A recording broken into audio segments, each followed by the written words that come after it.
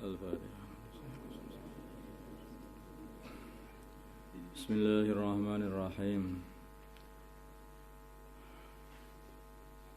Putusan Basul Masail 21 Muharram 1443 Hijriah 30 Agustus 2021 Masail.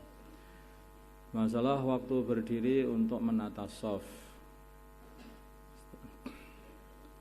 Jadi pertanyaannya ketika kapan waktu kapan berdiri menata shaf untuk sholat berjamaah? Kapan berdiri menata shaf untuk sholat berjamaah? Jawabnya dalam madhab Syafi'i ini ada khilaf.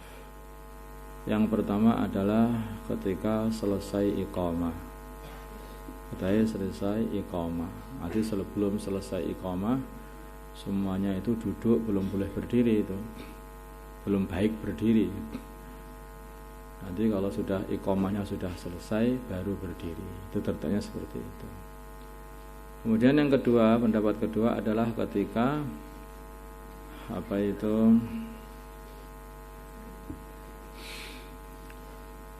muadzin mengatakan qad qamatis shalah, itu terus waktu itu pas waktu berdiri. Ya. Dan sebagian pendapat mengatakan untuk orang lemah maka ketika qad qamatis shalah, nah, itu orang, kalau orangnya itu orang tua itu karena berdirinya itu kerengkangan ya, maka dia ketika qad qamatis shalah yang cepat berdiri biar tidak ketinggalan takbiratul ihram. Dan untuk orang yang kuat bisa nyat itu berdirinya yang cepat, maka disunahkan berdirinya itu adalah ketika sudah iqamah itu sudah selesai. Dia mendengarkan iqamah dengan duduk. Jangan sampai ketinggalan takbiratul ihram. Nih, ini bukan hanya untuk dibahas, maksudnya itu kita praktekkan dalam kehidupan.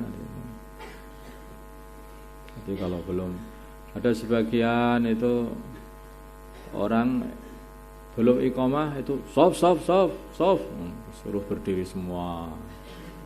Itu madhab mana itu belum ada, itu madhabnya belum dibuat itu kayaknya. Hanafi juga seperti itu ternyata. Jadi harusnya enggak seperti itu.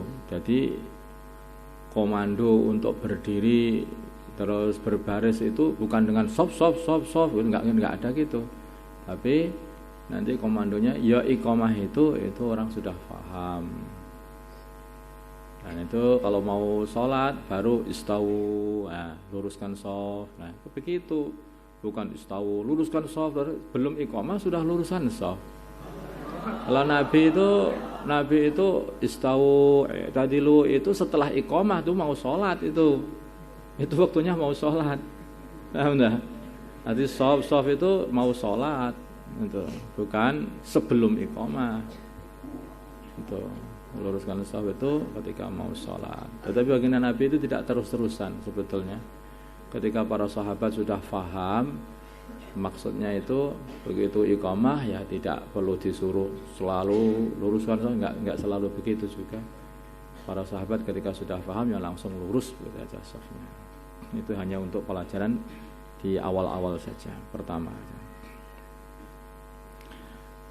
Masalah shaf kosong dalam sholat jamaah. Pertanyaan, dalam sholat berjamaah kalau ada sebagian shaf yang kosong dan tidak diisi, apakah yang kehilangan fadilah jamaah adalah seluruh orang yang mengikuti jamaah di masjid itu atau sebagian jamaahnya saja? Jawabnya ini ada khilaf pendapat.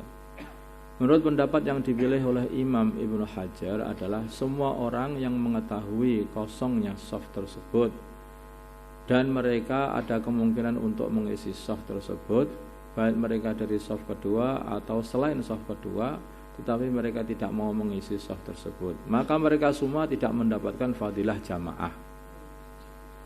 Nah, itu menurut Ibnu Hajar itu orang yang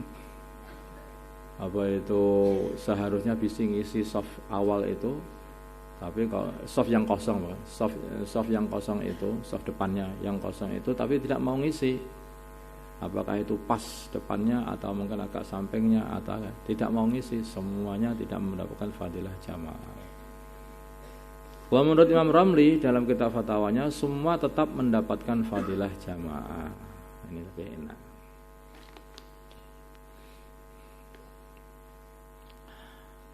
Masalah makmum masbuk wajib mengikuti sujud sahwi apa enggak? Apakah makmum masbuk wajib mengikuti sujud sahwinya imam apa enggak? Maka jawabannya wajib tetap mengikuti imam. 4. Qadha salat sunnah rawatib. Ada orang bertaubat kemudian ia ingin mengqadai salat sunnah rawatibnya yang telah ia tinggalkan bertahun-tahun. Bolehkah tindakan tersebut? Boleh, bahkan disunahkan. Ini saya mau tanya juga ini masalah dia bertaubat itu taubat dari apa maksudnya?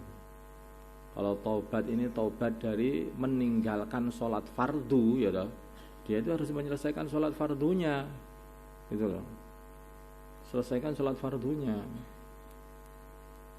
Bukan nggak mau katanya sudah taubat, sholat fardunya nggak diqadha, enggak diganti, tetapi malah sholat sunnahnya diganti semuanya. Fadilahnya sunnah itu sunnah, ya. Wajibnya malah enggak diisi. Itu malah dosa orang yang seperti itu. Nanti tobat lagi, akhirnya dosa, tobat lagi enggak mau ngamalkan, dosa lagi.